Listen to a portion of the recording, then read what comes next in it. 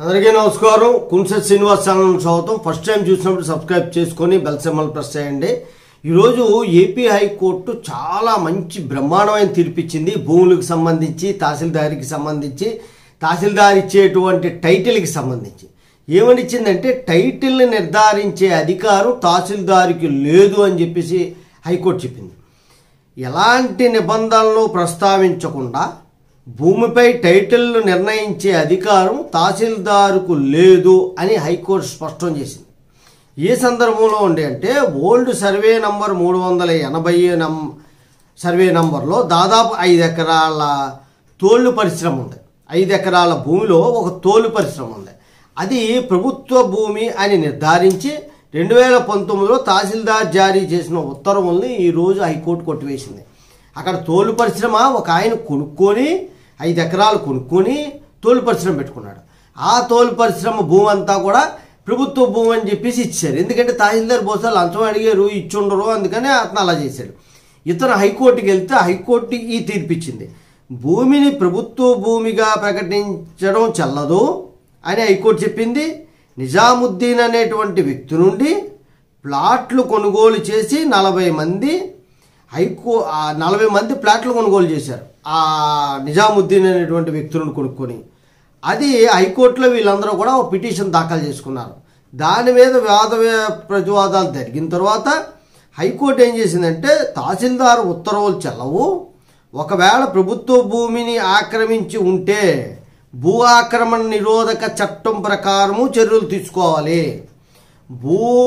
భూమి ప్రభుత్వ భూమిని తహసీల్దార్ నిర్ధారణ చేసి భూ ఆక్రమణ నిరోధక చట్టం అని సపరేట్గా ఉంది. ఆ చట్టం ప్రకారం చర్యలు తీసుకొని అప్పుడు చెప్పాలా ఇది ప్రభుత్వ భూమి జిరాయితీ కాదని చెప్పి. అది ప్రూవ్ చేసుకోవాల్సిన బాధ్యత తహసీల్దార్ది. తహసీల్దార్ సింపుల్గా ఏం చేశాడు, ప్రభుత్వ భూమి అంటే ఎక్కడ చేసి 22 వేసేస్తున్నారు. ఇలాంటి తహసీల్దార్ని లోపల వేయాల. ఈ జడ్జిమెంట్లు నేను చాలాసార్లు చెప్తున్నాను, ఊరికినే జడ్జిమెంట్ చెప్పి వదిలేవద్దు. ఆ తహసీల్దార్ని తీసుకొచ్చి లోపల వేయండి. 2 సంవత్సరాలు 3 సంవత్సరాలు కఠిన గారా శిక్ష విధించండి. అప్పుడు ఆ తహసీల్దార్ బుద్ధి వస్తాయి. లేకపోతే లంచాలు తీసుకుని మొత్తం రెవెన్యూ సెక్టర్ అంతా పాడు చేసి పారేస్తున్నారు. రెవెన్యూ రికార్డులు, ఎంట్రీలు, భూమిపై ఎలాంటి హక్కులు నిర్ధారించలేవని ఆ అధికారం తహసీల్దారుకు లేదని కూడా చెప్పింది. ఇది చాలా జాగ్రత్తగా చూసుకోండి.